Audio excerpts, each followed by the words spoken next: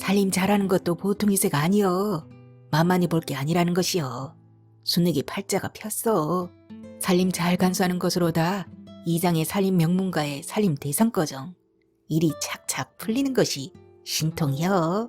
자승은 다 크고 나면 반쯤 남이 되는 것이여. 그래도 남는 건 마누라여. 늙어서도 함께 가는 것 말이여. 너무 늦게 만나면 정 없어. 한 이불 안에서 정을 붙여야 평생 가는 것이여. 살림왕 순욱 박재현. 안개 속에서 순욱은 장작을 패기 시작했다. 물먹은 장작 빠개지는 소리가 반나절이나 이어졌다. 딜한 처마 아래로 철르진 장작이 차곡차곡 쌓여나갔다. 한때 도끼질을 하면 모지리에서 순욱을 따를 자가 없었다. 정난이 반한 것도 순욱의 도끼질이었다. 튼실한 근육질 걸대에서 나오는 정확한 타점과 힘, 둥지 큰 나무도 시원스레 쪼개졌다. 선녀 같던 정난은 아이 셋을 놓고는 뭐가 그리 급한지 하늘나라로 훌쩍 떠나버렸다.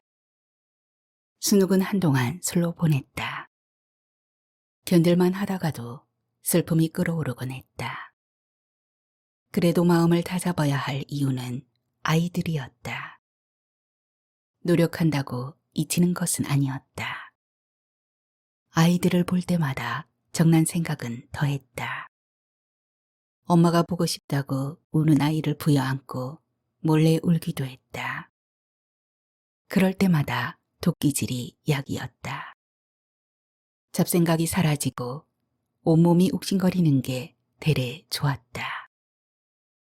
순욱은 그렇게 15년을 견뎌왔다. 그 사이 막내도 중학생이 되었고 취업차 서울 간 큰놈도 여자친구가 있는 눈치다. 생때 같은 아이들은 제 앞가림할 만큼 본때 있게 자라주었다. 살림에 여유가 생긴 순욱은 요즘 생각이 많아졌다. 이웃 준기 엄마는 순욱이 호라비로 사는 것이 늘 마음에 걸렸다. 새댁 때부터 친구였던 순욱 엄마를 보더라도 어떻게든 짝을 지어주어야 한다고 생각했다. 그런 자격증이 있는겨? 준기 엄마는 순욱이 땄다는 살림 자격증을 놓고 재차 물었다. 살 만큼 살았지만 살림 잘하는 자격증이 있다는 건 처음 들었다. 순욱이 살림 자격증을 땄다는 소문은 모지리 마을 회관을 중심으로 이내 퍼졌다. 시상이나 뭔 살림살이 하는데도 자격증이 있단 말이여. 그런갑소. 남자 혼자 아세 키운다고 살림은 제대로 살긴 했지. 준기 엄마가 순욱을 찾아왔다. 이젠 애들도 컸고 가뜩이나 살림 자격증까지 땄으니 참 한 짝을 만나야 한다고 했다. 그렇지 않아도 집안에 조카딸이 있는데 혼자 된 지도 오래됐고 나이도 그만하니 만나보라는 것이었다. 외롭기도 했다. 이러다간 그나마 한풀 꺾인 중년마저 통째로 사그라질지도 모르는 일이다. 외롭게 살다 가려고 태어난 사람은 없듯 새 장가를 생각했다가도 아이들을 바라보면 차마 입을 떼지 못했다.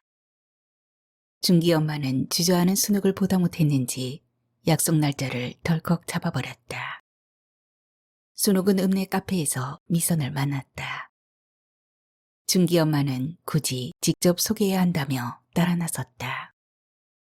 준기 엄마는 매파로서 일장연설했다. 준기 엄마는 쇼 호스트가 신상품 설명하듯 두 사람 모두 새 것이나 다름없다며 마리갑을 잘도 돌렸다. 좋은 시간 가져봐잉. 짧은 순간 순욱 옆구리를 쿡 미선의 등짝을 다독이는 척 슬쩍 꼬집으며 윙크를 날렸다. 카페를 떠나는 준기 엄마의 뒷모습은 연로했지만 당당해 보였다. 순욱은 아메리카노를 시켰다. 아는 것이 그것뿐이다. 미선은 바닐라 라떼를 시켰다. 미선은 나이에 비해 이뻤다. 도시 여자답게 화장이며 옷맵시에 태가 났다. 조용하던 미선이 입을 열었다. 그런데 하나 물어봐도 될까요? 순욱은 올 것이 왔다고 생각했다. 마른 침을 꼴깍 삼킨다. 재산, 직업, 아이. 아킬레스건이 어디 그뿐이겠는가. 살림 자격증 말인데요. 준기 엄마가 미선에게 순욱이 살림 자격증까지 갖춘 훌륭한 남편감이라고 소개한 모양이다. 살림은 순욱이 알아서 도맡아 할 테니 신경 쓸 거 없다고 했단다. 순욱은 잠깐 당황하다가 살림 자격증에 관해 조곤조곤 설명했다. 미선은 깔깔거리며 한참을 웃었다. 순욱은 덩달아 웃었지만 마음은 혼란스러웠다. 미선이 마음에 끌렸지만 아무리 생각해도 이런 시골까지 내려와 살 여자 같아 보이지는 않았다. 아이들을 보더라도 스스로 헛바람이 들어서는 안 된다고 다짐했다. 순욱은 그렇게 집으로 돌아왔다. 주저하다 연락처도 묻지 못했다. 다음 날 순욱은 아침 일찍 벌목 현장으로 향했다. 고사길에는 준기 엄마가 기다리고 있었다.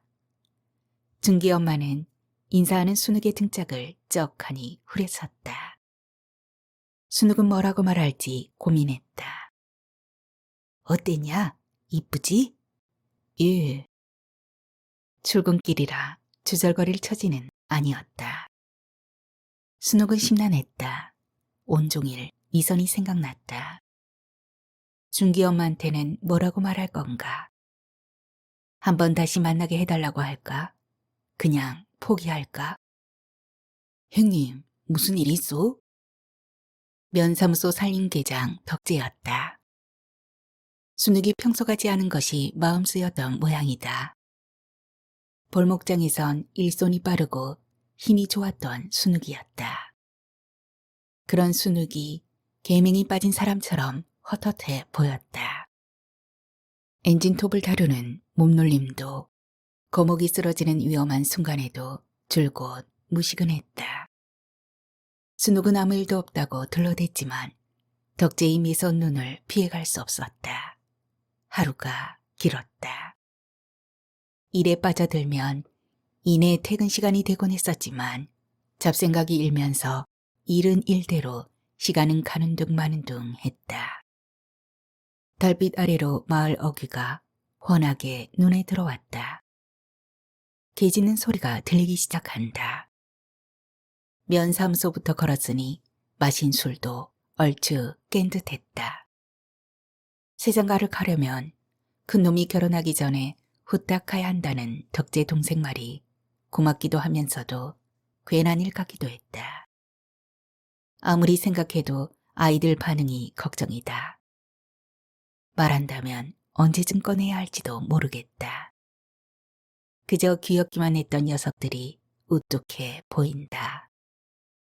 정난과 결혼을 허락받을 때도 이렇게 복잡하고 어렵진 않았었다. 고사길 보안등 아래로 그림자가 길어졌다 짧아졌다 한다. 만날까 말까 하는 순욱 마음 같다. 이제 오냐? 대문 앞에 준기 엄마가 기다리고 있었다. 준기네 안방 형광등이 깜빡였다. 이따금 순욱 마음처럼 파르르 떨기도 했다. 준기 엄마는 단수를 한 사발 꺼내왔다. 시원하게 단박에 들이켰다. 술 기운이 쑥 내려가는 기분이다. 너그 엄마만큼은 아니지만 맛있지? 준기 엄마는 단술 담그는 것을 돌아가신 순욱 엄마한테서 배웠다. 살아계실 때 동네 잔치 때면 단술은 순욱 엄마 차지였다. 너도 나도 단술을 담아달라 부탁했다. 준기 엄마는 그 얘기를 꺼냈다. 이제는 너가 엄마 대신 내가 담글 테니 미선과 잔치해 보자고 운을 뗐다. 순욱은 딱 부러지게 말하지 못했다. 미선의 마음도 아직 모르는 데다 혼주처럼 떡하니 버티고 있는 아이들의 얼굴이 사납게 떠올랐다. 혹시 미선 씨가 뭐라 하던가요? 준기 엄마는 씩 웃었다. 그건 말 못하고 순욱이 자네 생각을 먼저 말해봐. 미선은 자기에게 마음이 별로 없다는 걸로 들렸다. 어떻게든 짝을 지어보려는 준기 엄마의 심증이 느껴졌다. 참하기는 하더만요. 저 어깨 쪽지를 후리는 준기 엄마. 이 사람아, 참하니께 어떻게 하겠다는 기백이 있어야 할 거다뇨. 준기 엄마는 기세 눌린 순욱을 보며 흐뭇하게 웃었다. 준기 엄마는 가까이 오라 손짓했다. 귀에 대고 말하는 준기 엄마의 입에서 예상치 못한 말이 흘러나왔다. 노인네가 어디서 그런 생각까지 하게 되었는지 순욱은 서서히 준기 엄마의 마법에 빨려 들어갔다. 아이들과 저녁을 함께 했다. 서울서 취업 공부하던 큰놈도 주말이라 집에 내려온 터였다. 순욱은 아이들 앞에서 긴장했다. 식사가 끝나자 일회용 아메리카노를 한 잔 마셨다. 설거지도 하지 않은 데다 저녁에는 마시지 않던 커피를 마시는 것이 수상쩍다. 아이들은 순욱을 흘끔거린다. 아이들과 순욱 사이에 조마로운 긴장감이 감돌았다. 불편하고도 야릇한 긴장감이다. 내가 할 말이 있는데. 아이들의 눈이 초롱초롱하다. 무언가 예사롭지 않은 분위기를 감지한 눈빛이다. 그중 큰놈의 눈이 번뜩인다. 아빠의 긴장한 모습에서 아비를 빠르게 가늠하는 듯하다.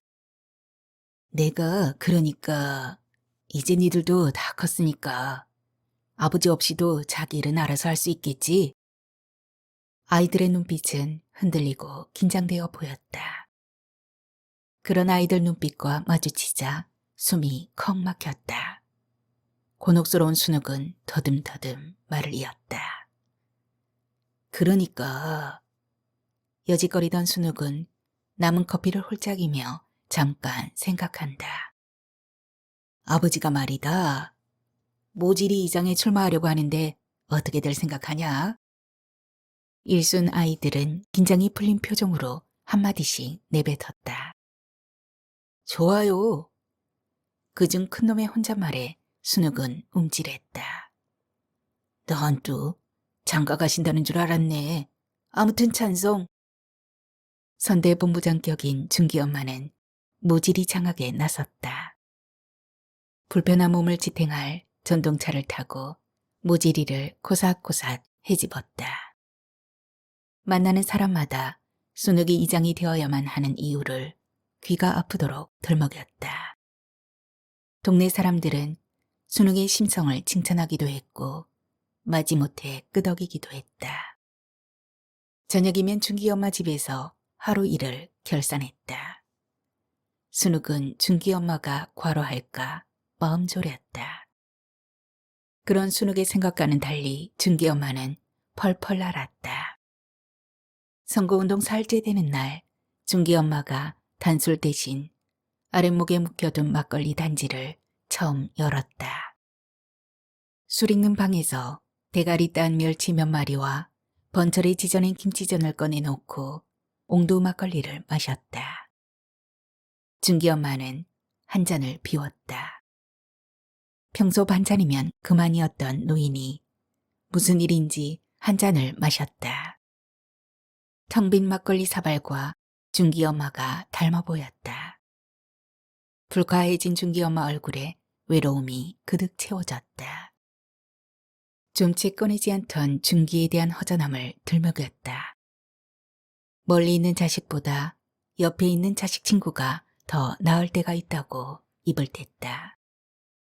서울 사는 준기가 집에 다녀간 지도 반년쯤 되었단다. 무소식이 희소식이고 굴지의 대기업에서 상무보를 달려니 바쁜 건 알지만 그래도 그리워지고 외로운 건 어쩔 수 없었다. 나도 결국 그렇게 될까. 아이들이 모두 떠나면 혼자 늙은 호라비가 되어 인생의 마지막 날을 향해 질뚝이며 걷고 또 걸어갈까. 잠들 무렵 막내 윤지가 방에 들어왔다. 쪼르르 들어와서는 어깨를 주무른다. 초롱초롱한 눈이 순욱을 쳐다본다. 무슨 할 얘기가 있어 보인다. 용돈이 필요한겨? 아니, 아빠 옆에 있고 싶어서. 윤지는 낮에 있었던 일을 꺼냈다. 어떤 아줌마가 학교에 들러 자기에 관해 묻고 갔다는 것이다. 직접 보지는 못했지만 선생님 얘기로는 서울 말씨를 쓰는 여자였다고 했다. 미선일 것이다. 무슨 일로 윤지 학교를 찾아갔을까? 한 번쯤 왔으면 하던 미선은 오지 않고 주말에 그놈이 여자친구를 데리고 왔다. 아들보다 2살 위인 혜림은 아버님 아버님 하면서 잘도 따랐다.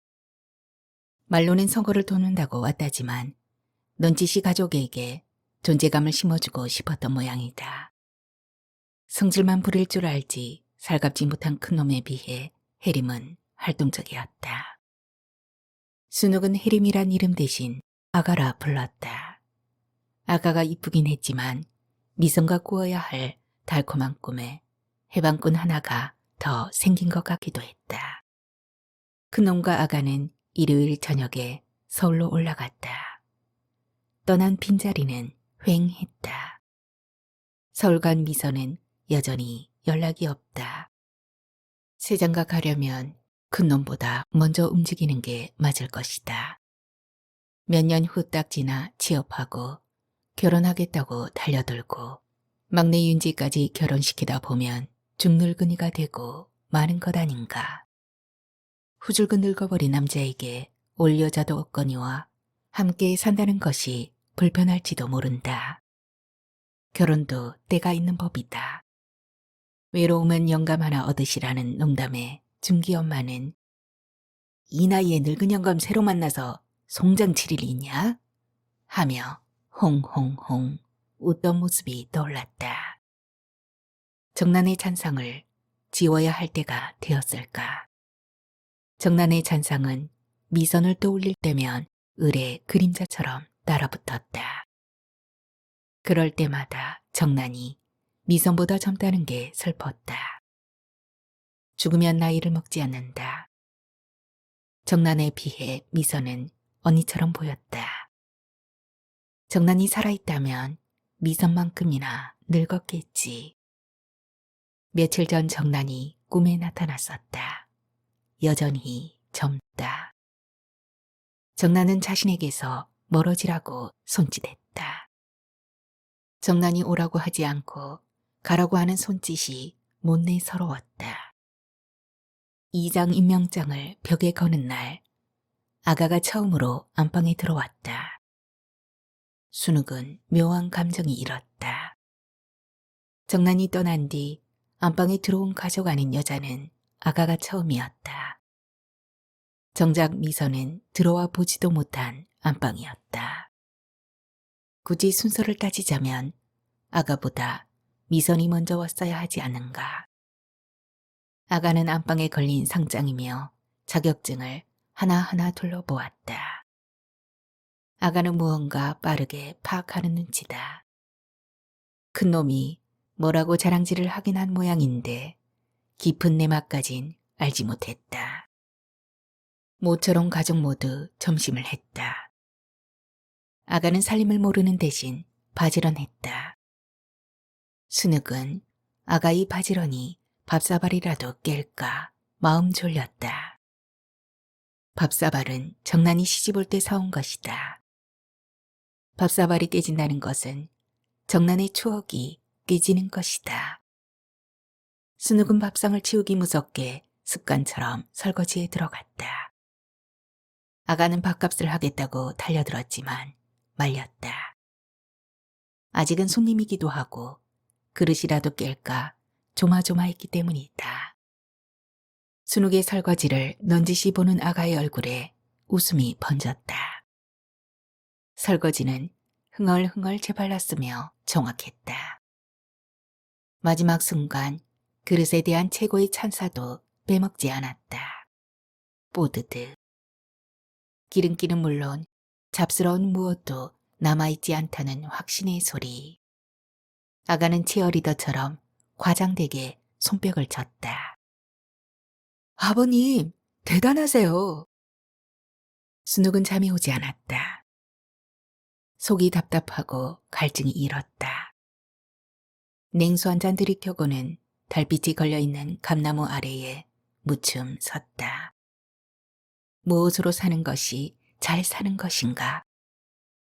내 인생도 중요하지만 아이들 인생도 중요하다. 애들이 짝을 찾아 떠나가면 나는 홀로 무엇을 한단 말인가? 사흘 전낮 순욱이 설거지할 때였다. 순욱이 있는가? 찾아온 준기 엄마 옆엔 미선이 미몽처럼 서 있었다. 순욱은 화들짝 놀라 하마터면 그릇을 떨어뜨릴 뻔했다. 순간 눈물이 핑 돌았다. 미선은 무슨 일로 뜬금없이 집까지 찾아왔을까? 준기 엄마에 끌려왔을까? 여전히 살러 온 사람 같지는 않았다. 윤지가 학교에서 돌아올 시간이다. 순욱은 얼른 형광등을 갈아준다며 준기 집을 향했다. 달지? 둘이 달달한 단술 한잔하면서 얘기들 혀. 준기 엄마는 마을회관에 다녀온다며 자리를 피했다. 준기 엄마 집은 아이들과 마주칠 일이 없어 편했다.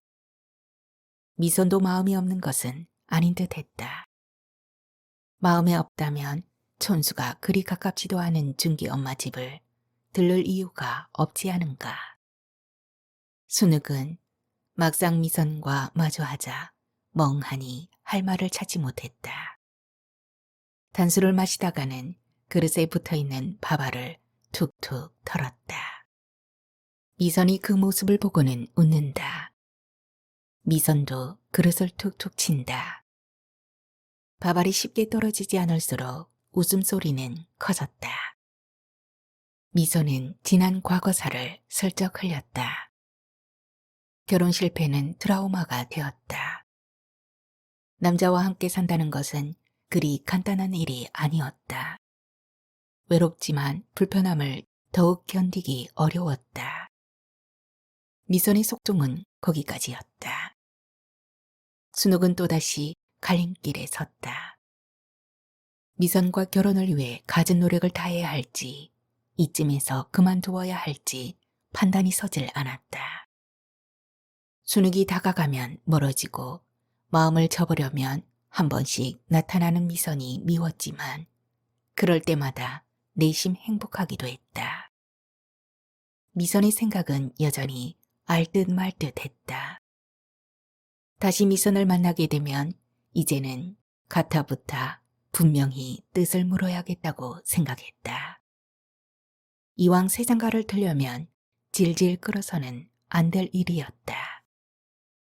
요사이 큰 놈과 아가의 움직임이 심상치 않았다. 친딸같이 살살거리던 아가가 어느 틈엔가 순욱의 눈치를 보고 큰 놈도 쭈뼛거렸다.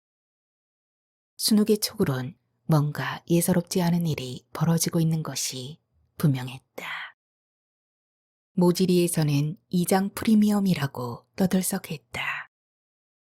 겹경사가 났다고 벌써 잔치 준비에 들어갔다. 이장이 되고 2달 만에 상을 2개나 받게 됐다. 순욱 할아버지 때부터 뒷산에 가꾸어 온 25만 평 편백숲이 한국의 아름다운 숲으로 선정되면서 시작된 경사였다. 산림명문가와 산림대상 대통령상 수상은 청풍군에서는 처음 있는 일이었다. 순욱은 상을 받으러 산림청과 서울을 오갔다. 상의 위력일까 뜻밖에도 시상식마다 미선이 나타났다. 정실 부인이라도 된 양 하얀 투피스 양장을 잘 차려입고 환한 얼굴로 꽃다발을 전해주었다. 주변에서 부추기면 못 이기는 척 무대에 나란히 서서 기념사진을 찍기도 했다. 미선의 환한 얼굴만 보면 금방이라도 정원을 받아줄 것만 같았다. 동네 잔치는 마을 회관에서 이루어졌다. 순옥은 상금 중 200만 원을 뭉툭 떼어 경비로 냈고 나머지는 각출하기로 했다. 준기 엄마는 단술과 막걸리를 내놓았다. 잔치에는 청풍 군수와 무풍 면장도 참석했다. 군수와 면장은 순옥 가문과 편백숲을 입이 마르도록 칭찬했다. 동네 어른들도 칭찬을 아끼지 않았다. 대통령상을 아무나 주진 않을 거 아니오. 군수상만 받아도 대단한 일인데 자네 덕에 대통령상을 태어나서 처음 구경했구먼. 그래도 장가를 가야지. 대통령상도 받았는데 어디 좋은 처자 없을라나? 처자 장가는 아닌 것 같고 대모시 장가라도 들어야지. 내가 젊었으면 대통령상 받은 사내랑 한번 살아보는 건데 말이여. 살림 잘하는 것도 보통 이세가 아니여. 만만히 볼 게 아니라는 것이여. 순익이 팔자가 폈어. 살림 잘 간수하는 것으로다 이장의 살림 명문가의 살림 대상과정. 일이 착착 풀리는 것이 신통이여. 모지리에서는 벼락스타가 되었지만 순욱의 마음 한복판은 여전히 그늘졌다. 햇살 같은 미선 때문이다. 미선이 없는 순욱은 그저 눅눅하게 습기 찬 어두운 공간에 버려진 존재 같았다. 자식은 다 크고 나면 반쯤 남이 되는 것이요. 그래도 남는 건 마누라요. 늙어서도 함께 가는 것 말이요. 너무 늦게 만나면 정 없어. 한 이불 안에서 정을 붙여야 평생 가는 것이요. 전 미선 씨 마음을 알다가도 모르겠어요. 그러니께 자네는 살림은 잘하는데 여자는 영 아니구먼. 준기 엄마는 흔들리는 순욱 마음을 다잡았다. 군의원을 준비해야 혀. 그럼 미선이도 선거운동하러 오기로 했으니께. 순욱은 준기 엄마의 등살과 미선에 대한 미련으로 엉거주춤 군의원 출마를 선언했다. 군의원이 되면 미선이 두말 없이 결혼하지 않겠느냐는 준기 엄마의 말을 믿어보기로 했다. 순욱은 5번 무소속으로 출마했다. 아가는 청풍군 살림왕 장순욱이란 슬로건을 만들어냈다. 아이들도 순욱 프로필 사진을 박은 명함을 돌렸고 군청 주변과 읍내 사거리에도 현수막을 걸었다. 착한 순둥이 순욱도 선거판에 뛰어들자 조금씩 변하기 시작했다. 수더분한 성격이 제법 사나워지기도 했고 자신을 공격하면 드세게 내받아치기도 했다.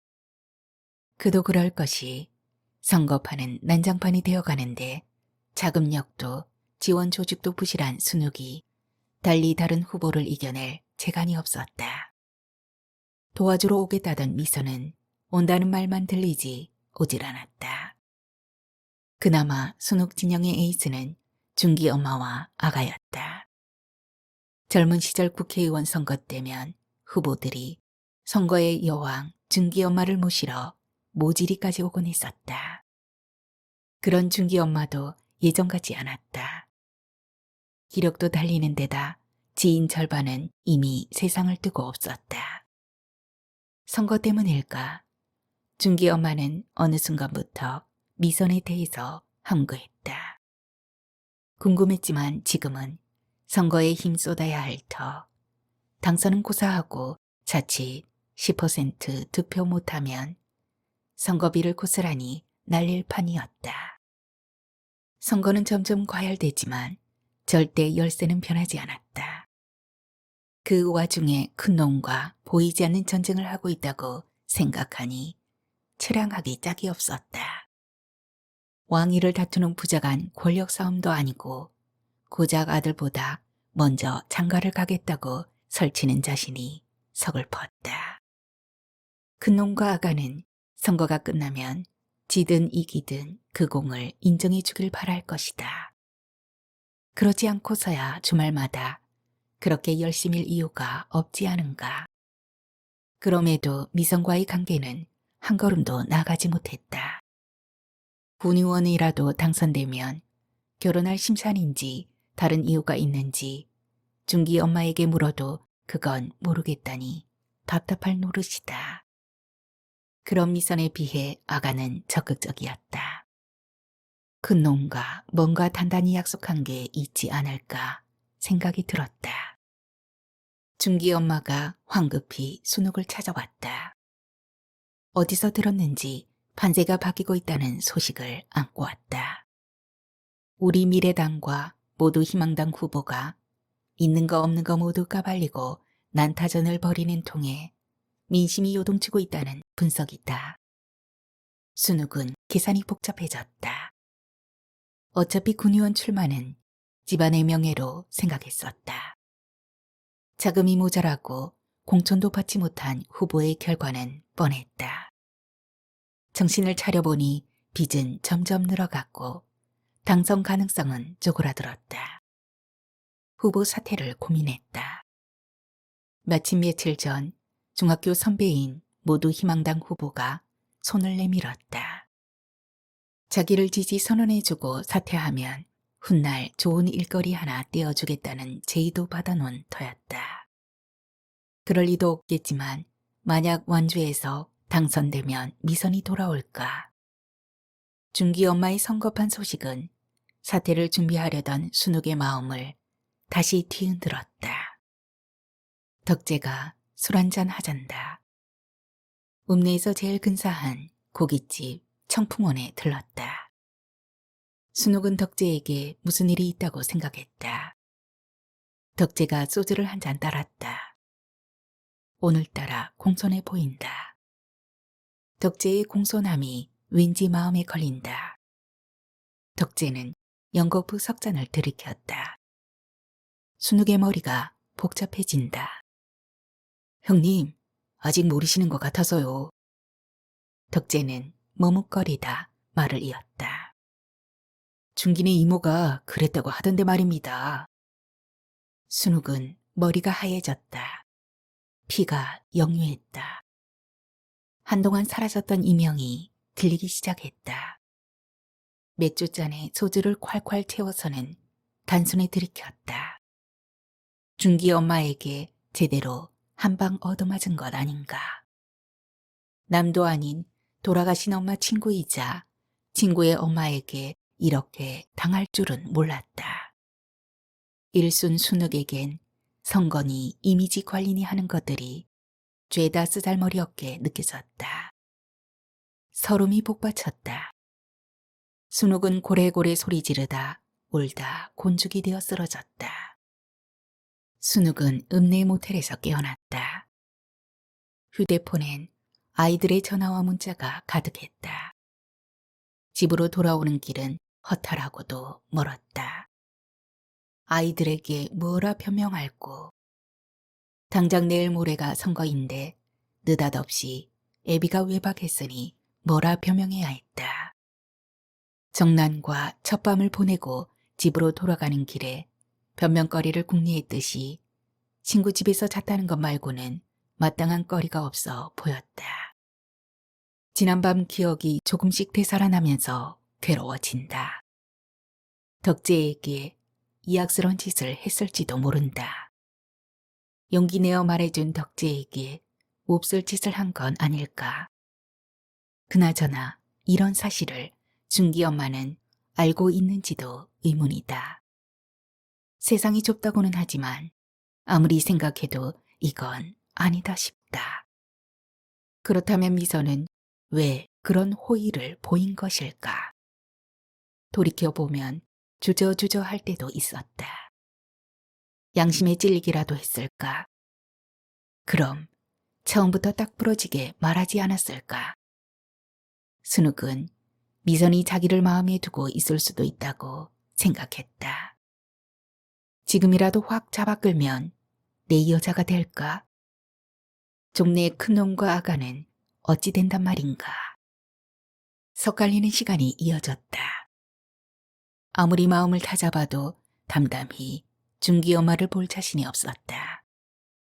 그래도 동네 어른이고 동네에선 누구보다도 가까웠던 이웃이지 않은가. 처음부터 그럴 작정이었을까. 미선도 선고도 톱니바퀴처럼 잘 짜인 각본대로 진행된 것인가. 순욱은 꼭두각시가 되어 준기 엄마의 여비목 손놀림에 꼭두각시의 춤을 추었을 수도 있다는 생각에 괴로워졌다. 주체할 수 없을 만큼 우라가 치밀다가도 함께한 오랜 세월을 생각하면 그래서는 안 된다고 마음을 다독였다. 자칫 서러움을 토해내다 준기 엄마가 충격이라도 받아 먼 일이라도 난다면 큰일이었다. 순욱은 어떻게 말을 꺼낼지 궁리하고 또 궁리했지만 묘안 대신 불끈불끈 화가 올라왔다. 순욱은 준기네 집 앞에서 잠깐 서성였다. 준기 엄니. 준기 엄마가 방문을 빼꼼히 연다. 순욱은 단소를 단숨에 들이켰다. 준기 엄마는 숨이 넘어갈 듯한 순욱의 표정에 잔뜩 긴장한 채 흘끔거린다. 뭔 일 있는겨? 순욱은 한숨을 내쉬었다. 눈을 끔뻑이며 하늘 한 번, 땅 한 번을 치보고 내리보았다. 핑, 눈물이 고였다. 준기 엄마도 한숨을 푹 내쉬었다. 으휴, 그래도 자식이라도 본인이 좋지 않냐. 순욱은 가슴이 다시 미어졌다. 미선이 마누라가 아니라 사돈이 된다니. 되간절 무슨 일인가. 서울 사람은 그런 식으로 사람을 대하는지 얄궂었다. 그런 미선에게 장가라도 들어보겠다는 자신이 바보 같았다. 준기 엄마도 사실을 실토했다. 처음 미선의 연락이 왔을 때부터 이상하긴 했다고 했다. 그 멀리 서울서 청구석 모지리에 사는 순욱을 어떻게 알았는지 희한하다는 생각이 들기도 했다. 하도 묻기도 했고 둘이 짝을 이루면 좋겠다 싶은 욕심에 밀어붙인 일이 결국 사달라고 말았다. 희망적인 시작과는 달리 일이 틀어진 것이다. 나는 미선이 그것이 자네한테 마음이 있어 그런 줄 알았지. 딸년 시집이 염탐하는 줄은 몰랐다니께. 미선은 첫날 사실대로 말하려고 했지만 순하디순한 순옥 얼굴을 대하고 나니 차마 입을 뗄 수 없었다. 미선도 튼실한 걸대를 가진 순옥을 보자 잠시 마음이 동하기도 했다. 약바른 남자만 보고 살았던 미선으론 순욱에게 기대고 싶은 마음이 한 구석에 일었기도 했다. 준기집에 들렀다가 담장 너머에서 장작 패는 순욱을 보고는 마음이 흔들린 것도 사실이었다. 충격이 아물 무렵 미선이 재혼한다는 소식이 난데없이 들려왔다. 순욱은 아뜩함을 느낀다. 예비 사돈들의 결혼식장에 가봐야 하는지 부조는 어떻게 해야 할지 갈피를 잡을 수 없었다. 그래, 차라리 잘된 일이여. 남의 여자가 되어버렸으니 신경 쓸 일도 없고. 여전히 눈물을 찔끔거렸지만 번뇌는 한순간 사라졌다. 바위같이 짓누르던 둔중한 난제가 통째로 뽑혀나간 빈자리엔 공허함이 파고들었다. 걱정이 사라지자 순욱은 대래 무기력해졌다. 의욕도 기대도 흐지부지해졌다. 도끼를 잡을 생각도 도끼질이 주는 질박한 행복도 느끼고 싶지 않았다. 순욱은 덕재를 만났다. 미안하다 사과하고 고맙다고도 말했다. 성격 좋은 덕재는 기꺼이 사과를 받아주었다.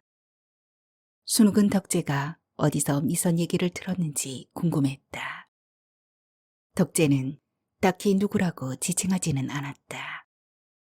그저 알만한 사람에게서 들었다고만 했다. 미선의 결혼 얘기를 꺼내자 덕재는 뜬금없이 미선이 재혼하지 않을 수 있다고도 말했다. 덕재가 미선의 소식을 어떻게 아는지 신기했다. 미선의 신랑이 누군지 덕재는 알까? 덕재는 미선 신랑을 잘 아는 사람에게서 들은 얘기라고만 했다. 순옥은 집에 돌아와 곰곰이 생각해 보았다. 중기 엄마에게 된통당해서 그런지 이번엔 덕재가 미심쩍었다. 면사무소 살림계장에 불과한 덕재가 경찰 정보계장도 아닌데도 어찌 그리 정보가 환한지 아무래도 수상했다. 일주일 뒤 덕재 말 맞다나 미선이 재혼을 포기했다는 소문이 다시 들렸다. 깊은 속내는 알 수 없지만 무언가 단단히 틀어진 모양이다. 야릇했다. 자기하고 이어질 일도 사라진 마당에 파온 소식이 기쁘고도 후련했다. 미선이 결혼했다면 바깥 사돈과 미묘한 연적 관계가 될 수도 있었다. 애초부터 미선의 결혼을 축하해 줄 마음은 없었다. 결혼하는 순간부터 행복을 빌어주기보다는 까탈이 나길 내심 기다렸을지도 모른다. 스스로 겉과 속이 다른 자신이 얄궂다고 생각했다. 미선 주변을 바장이면서도 미선을 잡을 수도 그렇다고 놓칠 용기도 없었다. 아가와 큰놈은 그런 사달을 아는지 모르는지 보란듯이 꽁냥거렸다. 미선으로부터 연락이 왔다. 의논할 것이 있으니 한번 보자고 했다. 순욱은 서울로 올라갔다. 강남역에서 택시를 타고 한정식 집에 도착했다. 가야금 소리가 흘러나오는 방에는 미선이 투피스를 곱게 차려입고 있었다. 사돈이라는 철벽이 쳐지는 순간에도 미선은 여전히 예뻤다. 저기 좀 늦어... 아닙니다. 시간 딱 맞추셨습니다. 순욱과 미선은 갑자기 호칭의 늪에 빠졌다. 미선 씨라고 할 수도 그렇다고 안사돈이라 하기에도 마땅치 않았다. 미선은 아들의 결혼 이야기를 나누면서도 생선가시를 발라주기도 하고 만난 음식을 순욱 앞으로 옮기기도 했다. 순욱은 마음속으로 울고 있었다. 이런 미선에게 면사포 대신 사돈이란 굴레를 씌운 것이 아무리 생각해도 억울했다. 미선은 갑자기 울컥했다. 하나뿐인 딸을 보낼 생각 때문일 수도 있고 어찌 보면 자신의 처지에 대한 서름 같은 것일지도 몰랐다. 순욱은 돌아오는 내내 마음이 가라앉지 않았다. 미선과 함께 살면 불륜이 되는 건가? 짜릿하면서도 캥겼다. 금단이 되어버린 열매 앞에서 순욱의 손은 파르르 떨렸다. 불륜이라면 기겁했던 그였다. 순욱은 불륜이 아닐 수도 있다고 바들바들 자기 합리화 주문을 외워보기도 했다. 미선과는 길거리도 아닌 데다 피가 섞인 것도 아니다. 게다가 아직은 사돈도 아니지 않은가. 순욱과 미선이 먼저 부부가 되면 큰놈과 아가는 난데없이 불륜 관계가 되는가. 한 사람을 사랑하면 누군가는 불륜이 되어야 하는 얄궂은 제로섬 게임을 해야만 하는가. 그저 외로운 사람끼리 서로 보듬고 살면 안 되는가. 아가의 뱃속에 손주가 크고 있다는 미선의 말을 들었을 때만 해도 이런 발칙한이란 생각을 했었다. 세장가를 가기도 전에 할아버지가 된다는 당혹감은 곧 기대감으로 바뀌었다. 태어날 손주는 미선과의 만남을 이어주는 종료로운 존재가 될 터였다. 점심나절 택배가 도착했다. 순욱은 택배에서 청첩장 뭉텅이를 꺼냈다. 요즘은 모바일 청첩장으로 대신하는 세상이라지만 동네 어른들에게 정중하게 예를 갖추는 것은 종이 청첩장이었다. 울컥 감정이 뜨거워진다. 순욱은 마음을 다잡고 안방을 향했다. 벽 앞에 선 모습이 경건해 보인다. 순욱은 청첩장을 펴서는 반듯하게 벽에 붙였다.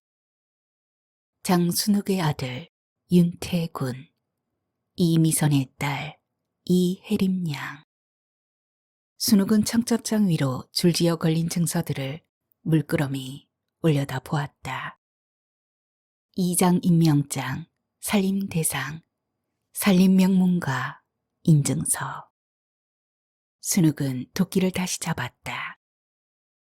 튼실하고 몸피가 큼지막한 나무 등치를 노려본다.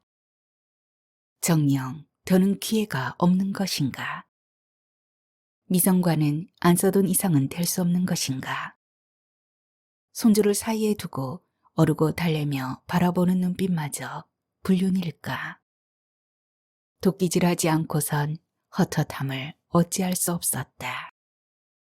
순욱은 도끼질할 때마다 증서 하나하나를 목이 터지라 외쳤다. 산림기능사 장순욱, 산림기능사 장순욱, 산림명문가 장순욱, 산림명문가 장순욱. 아무리 산림이라고 외쳐도 메아리는 살림으로 되돌아왔다. 아무리 안사람이라고 외쳐도 돌아오는 건 안사돈이라는 현실처럼. 땀인지 눈물인지 눈가가 갈쌍해진다. 미선과 아가는 여전히 예뻤다. 순욱은 딱 그만큼만 두 모녀가 미웠다.